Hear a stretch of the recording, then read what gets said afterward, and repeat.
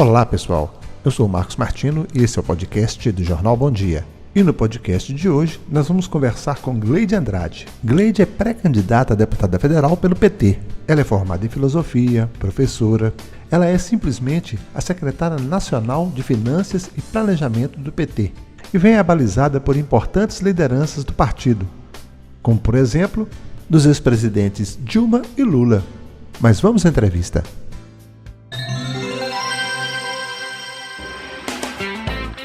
Gleide, você até hoje foi uma pessoa dos bastidores, né? E agora está em vias de se tornar deputada federal, ir para a linha de frente. Como foi a sua trajetória até chegar até aqui? Bom, eu comecei a minha história na política com 14 anos, militando na pastoral da juventude salesiana. Depois eu fui presidente do DCE da PUC, trabalhei nos governos do PT em Belo Horizonte, dei aula por muito tempo e trabalhei na Assembleia Legislativa. Depois eu ingressei na direção partidária, né? Então, nesse período aí eu sempre atuei mais no que a gente fala de bastidores. Foi onde eu pude estabelecer relações muito importantes na minha vida, como a minha relação com a presidenta Gleisi, com a presidenta Dilma e com o presidente Lula. Então, a minha trajetória foi uma trajetória, como de toda mulher que luta para sobreviver na política, porque o Brasil é um país muito machista e eu, desde muito cedo, eu tentei construir minha trajetória pautada na ética, pautada nos valores cristãos, que eu sou uma pessoa muito cristã, em sempre poder lutar por um mundo melhor, em ajudar o próximo. E talvez seja isso que tenha me ajudado a construir relações tão importantes dentro do PT e que hoje me fortalecem para poder estar aí nessa candidatura a deputada federal, contando com apoios tão importantes como o apoio da presidenta Dilma e do presidente Lula, né, que foi a pessoa que o maior entusiasta da minha candidatura, se assim eu posso falar. Gleide, e quais você diria que são as suas principais bandeiras de luta? Olha, as minhas bandeiras, a primeira delas é a luta em defesa das mulheres. As mulheres nunca sofreram tanto como estão sofrendo agora. As mulheres o Brasil tem 500 anos de reparação com as mulheres. A gente sempre esteve atrás. As mulheres cumprem as mesmas funções que os homens e sempre teve salários menores.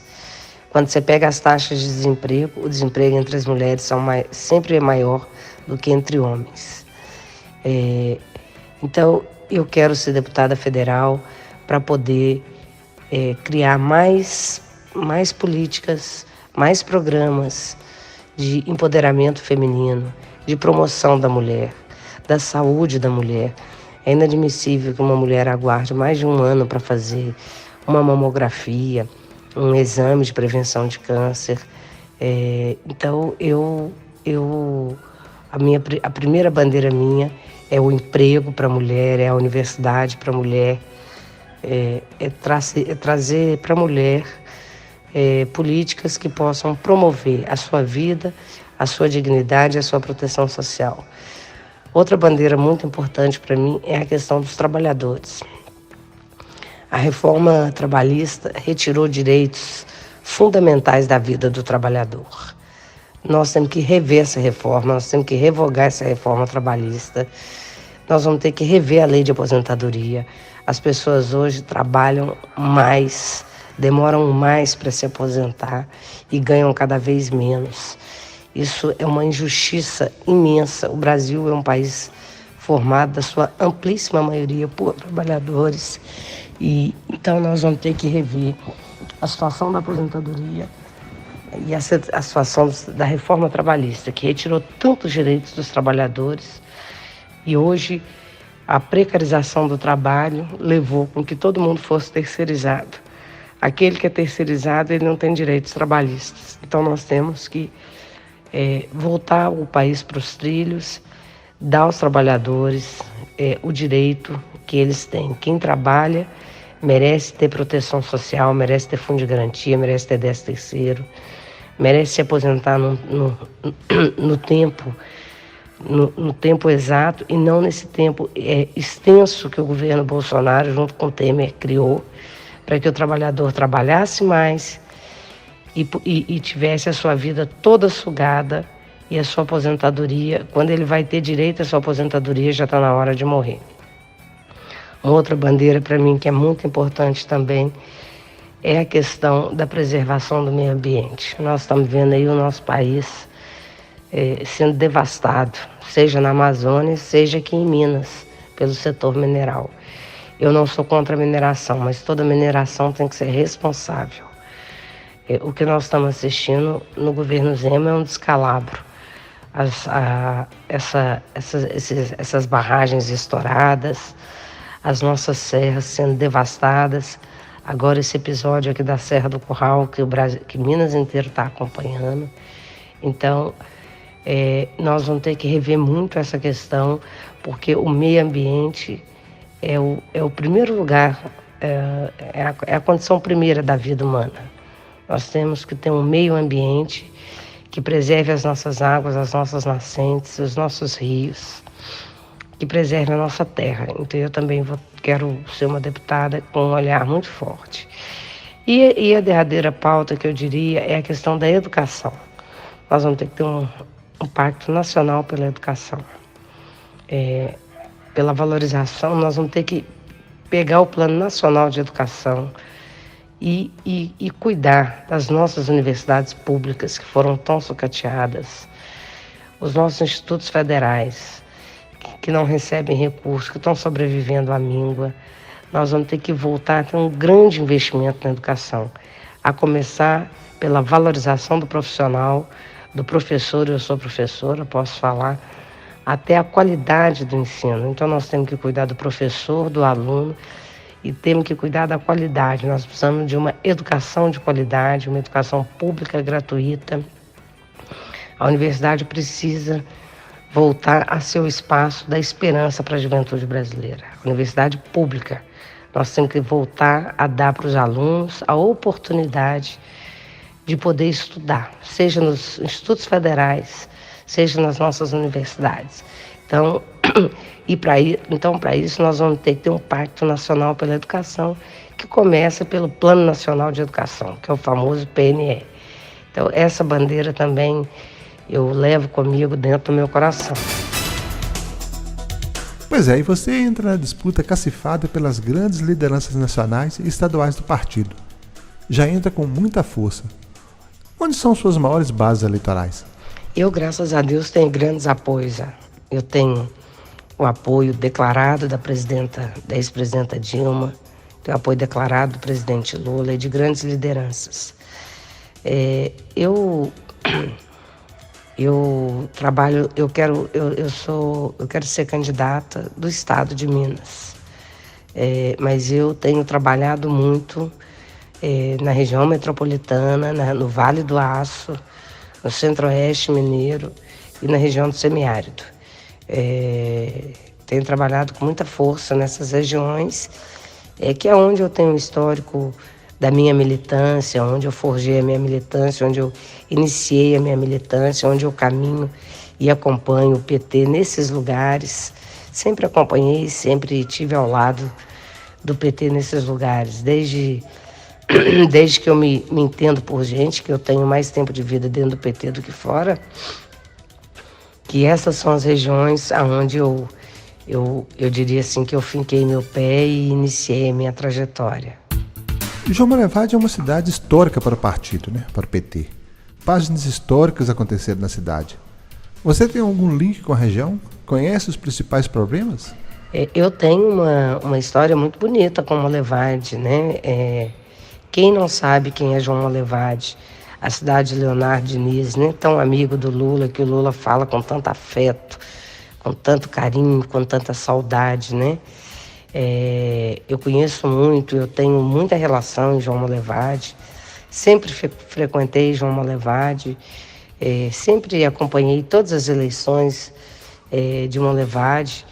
Eu me sinto parte da cidade, porque sempre tive presente. Conheço os principais problemas da cidade. E hoje nós podemos dizer que um dos principais problemas que nós temos é o desemprego, né? É o desemprego e junto com o desemprego, o que eu falava na pergunta anterior, que é a precarização do trabalho. Veja você que desde a privatização da Vale, que toda essa região do Vale do Aço, né, que compreende o Médio Piracicaba, os trabalhadores hoje têm um trabalho cada vez mais precarizado, né? É uma região metalúrgica, uma região em que as pessoas trabalham muito. E quem trabalha muito merece ganhar bem, merece ter dignidade, merece ter a sua casa própria, ter seu 13º, suas férias. Então eu conheço os problemas daí, que são problemas ambientais, mas são também, sobretudo, o problema principal, que é o problema do desemprego, que é o problema que assola o país, né? Ou você está desempregado ou você está num subemprego. Ou seja, você está num trabalho precarizado, num trabalho que não te dá as condições que todo trabalhador brasileiro merece, né? Por isso eu insisto em dizer da questão da revogação da reforma trabalhista. Então, um dos problemas de João Monlevade tem a ver profundamente com a questão da revogação trabalhista, por ser uma cidade que tem uma massa tão grande de trabalhadores. Pois é, Gleide, se você conhece João Monlevade, você sempre vem na região, você deve transitar direto na BR-381 e deve conhecer o drama que é essa BR aqui para a região, né? Então eu gostaria de saber se a gente pode contar com você nessa luta por essa duplicação, né? Que há tanto tempo que a gente espera, que a gente possa viajar com segurança. Olha, Marcos, o que eu quero te dizer é o seguinte: eu agora esse fim de semana, eu tive a Monlevade participando do circuito no Dia Nacional do Meio Ambiente. Eu fiz questão de estar aí, participei de um circuito ciclístico, muito legal. E nesse dia eu levei 3 horas para chegar em João Monlevade. Esse final de semana eu fui para o Vale do Mucuri, onde eu tenho campanha, e eu fiquei impactada. Eu levei 6 horas de Belo Horizonte a Ipatinga. Eu quero te dizer uma coisa, a questão da 381, domingo, inclusive agora, o Fantástico fez uma reportagem falando da 381. Eu quero te dizer que a duplicação da 381, ela tem que ser uma luta, ela tem que ser uma prioridade, eu diria assim, uma prioridade zero para todos nós mineiros, para todos nós brasileiros. Porque essa rodovia é uma imoralidade, é uma vergonha, é um desrespeito, eu não tenho adjetivo para qualificar o nível de irresponsabilidade dos atuais governantes com essa rodovia. Não por acaso ela é chamada Rodovia da Morte. É um absurdo que uma cidade que esteja a 100 quilômetros de Belo Horizonte gaste 3 horas para se chegar. As condições dela são condições que eu diria para você que elas não são nem... ela não podia nem ser transitável, de tão perigosa que ela está. É um absurdo, é um perigo constante. São mortes e mais mortes. São vidas que nós estamos perdendo ali. Então eu quero te dizer o seguinte, não tenha dúvida. Eu sendo eleita, o que vai estar na minha meta número 0, né, para não dizer número 1, é a duplicação da 381. Eu vou lutar por isso com todas as minhas forças, com toda a minha energia, a partir do 1º de janeiro. A primeira coisa, pense, nada vai estar na frente do que a duplicação da 381. Nada vai estar na frente, porque a situação da 381 hoje implica em vidas perdidas e nós não podemos aceitar isso. Vidas, tempo, vamos lembrar que tempo é dinheiro, a energia que a gente consome, o cansaço, o estresse, isso tudo faz mal demais. E esse trecho de Belo Horizonte a Monlevade, eu encerro dizendo para você, é uma violência que atenta à vida do ser humano. Ô Gleide, você é professora e formada em filosofia, mas a gente está numa época com um governo que não aprecia muito esse negócio de filosofia e arte, né? Porque a reflexão leva à consciência e as mentes autocráticas odeiam esse negócio de consciência crítica. Não está faltando mais filosofia na nossa educação? Para ensinar a refletir, criticar, questionar? Então, eu sou professora e você sabe que eu sou professora de filosofia, né? Nós estamos numa época em que o governo não preza nada que tenha a ver com pensar, que tenha a ver com a solidariedade humana, com o cuidado do próximo, com o cuidado do outro, com a cultura. Tá faltando muito mais filosofia.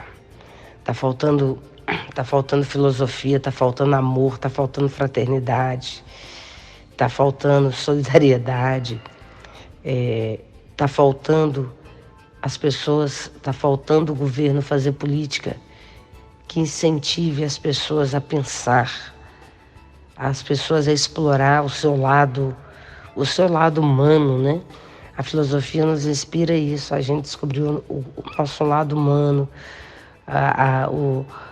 o cuidado ao próximo. Esse governo não pensa nisso, esse governo só pensa em destruição, em venda, em rentismo, em dinheiro para o exterior, em entregar o patrimônio público. Esse governo destruiu o Ministério da Cultura, destruiu o Ministério da Educação. Não por acaso 60% dos jovens brasileiros querem ir embora do Brasil. As nossas escolas, cada vez mais as disciplinas de ciências humanas, que são as disciplinas que despertam o pensar, né? Que desperta a consciência crítica, essas disciplinas cada vez mais estão sumindo da grade curricular. Porque é isso que esse governo quer. Esse governo não quer pessoas humanas. Esse governo quer que cada um de nós sejamos máquinas, como se nós não fôssemos munidos de coração e razão. Ô Gleide, o estrago que o atual governo vem fazendo na educação e na cultura vai levar um bom tempo para retornar ao estágio anterior. O que você acha que deve ser feito primeiro? Como começar a salvar a educação e a cultura no meio dos escombros? Olha, o presidente Lula tem dito que na primeira semana dele como presidente, ele vai lançar um pacto nacional pela educação e vai voltar o Ministério da Cultura, vai criar o Ministério de Proteção das pessoas indígenas. Nós vamos ter que começar a salvar a educação, primeiro voltando a destinar para a educação o que ela merece, que é recurso, dinheiro. O maior investimento que um país pode fazer é o investimento na educação. Um país que tem educação é um país desenvolvido. E um país sem cultura é um país morto. A cultura é o que anima. Anima no sentido filosófico da palavra animar. É o que anima a vida das pessoas. Então, nós vamos ter que recuperar o Ministério da Educação e da Cultura. Não é a médio prazo, é a curto prazo, é imediatamente. Nós vamos ter que, junto com o presidente Lula, por isso eu quero ser deputada federal, para poder ajudá-lo no Congresso Nacional a aprovar imediatamente políticas e orçamento para a reconstrução do Ministério da Cultura, para a promoção dos nossos agentes de cultura no Brasil inteiro e aqui em Minas muito particular. Nós temos uma cultura riquíssima, nós temos os artesanatos do Vale do Jequitinhonha, nós temos os nossos cantadores, trovadores, poetas, artistas de um modo geral, que nós vamos ter que animar essas pessoas a voltarem às suas produções, a terem estímulo. Para ter estímulo tem que ter recurso, tem que ter investimento. E na educação é o que eu já te disse lá atrás. Nós vamos ter que aprovar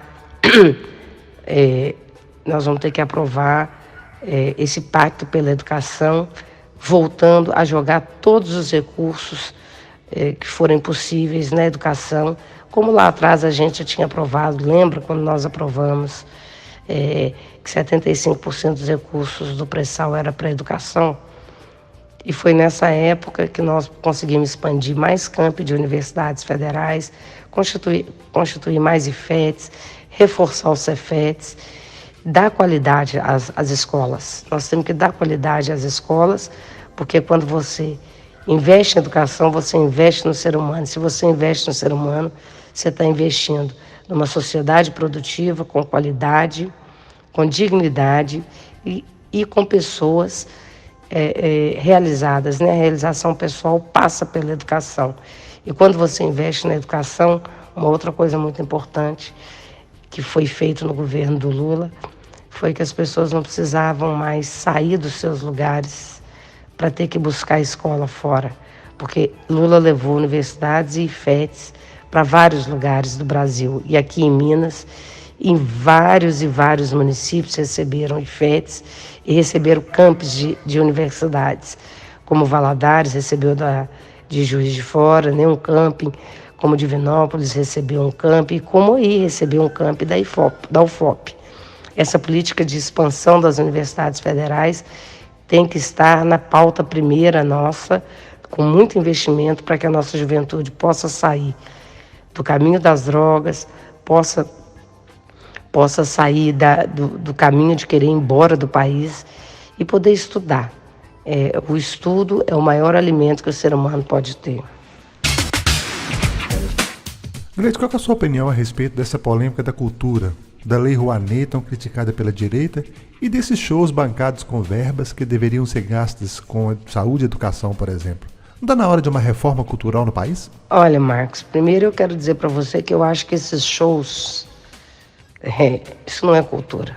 Cultura é outra coisa, né? Eu acho um absurdo, é uma excrescência, é uma vergonha as pessoas estarem passando fome, as escolas não terem merenda escolar, as pessoas estarem sem emprego e uma prefeitura pagando milhões de reais para um cantor. Isso é uma vergonha para o Brasil, para Minas e para os municípios que fizeram isso. A Lei Rouanet, ela é uma lei de incentivo à cultura. Agora, a lei Rouanet, como toda lei, ela tem que ser bem aplicada, né? A lei, ela é feita para ser aplicada. Ela tem que ser aplicada com rigor. E a gente espera, né, que os governantes apliquem a Lei Rouanet com aqueles que precisam, que são os nossos agentes que fazem cultura. E não esses que vendem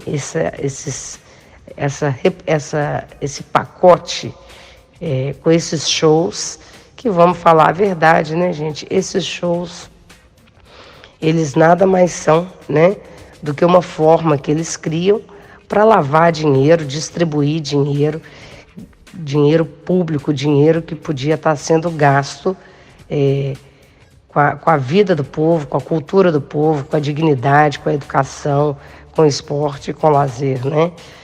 Mas eu tenho certeza que quando voltar ao Ministério da Cultura e quando o Lula voltar, essas coisas não vão acontecer. Nós não vamos permitir jamais que isso aconteça. O PT nunca permitiu e não será agora que nós vamos permitir. A Lei Rouanet, como a Lei Paulo Gustavo, elas são leis para ajudar na fomentação da cultura e não no enriquecimento ilícito, como ficou evidente com esses shows milionários que foram feitos aí por Eduardo Costa e tantos outros. Ô Gleide, o Médio de Piracicaba tem um antigo vácuo político em nível nacional. Não tem hoje nenhum deputado federal da região eleito. Será que a região vai poder contar com a Gleide para ser a voz da região no Congresso? Para lutar pelas demandas da região? O Médio de Piracicaba, como a cidade de Monlevade e todas as cidades do entorno, pode contar comigo. Eu quero ser a deputada daí, eu quero ajudar a cidade, Eu tenho uma relação muito próxima com o nosso prefeito, Dr. Laércio, com o nosso vereador, o Belmar, com tantas pessoas queridas daí, essa cidade que mora no coração do PT. Mora no coração do PT porque foi daí que saiu a maior liderança, uma das maiores lideranças nossas, que foi o então falecido e tão querido Leonardo Diniz. Contem comigo, eu quero contar com vocês. A vida é feita de parcerias e eu estou me colocando para essa parceria. Eu quero poder ser a deputada de vocês para que vocês possam contar comigo. Eu quero, por último, agradecer por esse espaço e dizer que essa região tão sofrida, tão abandonada, tão abandonada e tão próxima de Belo Horizonte, né? A maior prova do abandono é esse trecho da 381 que nós falamos na pergunta anterior. Então eu quero te dizer o seguinte: conte comigo na luta pela 381, na luta pelo emprego, na luta pela fiscalização de uma mineração responsável, na luta pela valorização do trabalhador, pela revogação da reforma trabalhista, na luta para que todos os trabalhadores e trabalhadoras do Médio Piracicaba tenham seus direitos garantidos, que as pessoas possam se aposentar no tempo certo, que as pessoas possam trabalhar e ter sua carteira assinada, ter seu fundo de garantia e, como diz o presidente Lula, ter seu direito de fazer 3 refeições por dia, ter seu direito de chegar nas férias, poder viajar, ir para a praia, se divertir, ver seu filho na universidade, não ter que ver seu filho embora para o exterior, não ter que ver seu filho embora para um lugar longe, porque a cidade não oferece oportunidade. João Molevade, como Médio Piracicaba, tem um grande potencial, para o trabalho, um potencial para a universidade. Não por acaso nós temos o campo da UFOP. Então, o que nós temos que fazer é investir nessas potencialidades. Investir na educação, investir na cultura, investir na nossa juventude e cuidar do nosso trabalhador. Por isso, conte comigo, que eu quero contar com cada um de vocês. Muito obrigada e tamo junto. Gleide, nós é que agradecemos pela cortesia da entrevista.